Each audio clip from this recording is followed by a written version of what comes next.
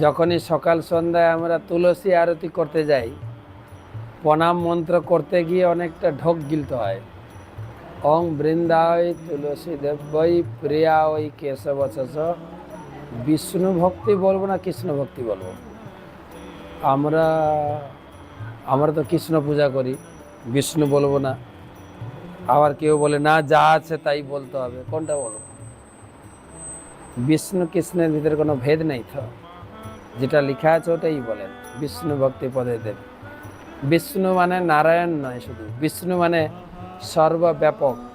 ভগবান কৃষ্ণকে অর্জুন যুদ্ধক্ষেত্রে বিষ্ণু বলেও সম্বোধন করেছে। তাই অত হিজি বা হেজিটেশন বোধ করার দরকার নেই। বিষ্ণু বলবো না কৃষ্ণ বলবো? কৃষ্ণ ভক্তি পদে দেবী সত্যপথে। না, আপনি শ্লোককে আপনি কি বলা যায়, এডিট করতে পারবেন না, কাটাকাটি করতে পারবেন না। শ্লোকে যা লেখা আছে ওটাই বলতে হবে। আপনার শ্লোকের সংশোধন করার ক্ষমতা আপনাকে দেয়নি তো বাবু। আর ভুলেও এসব সংশোধন করতে যাবেন না।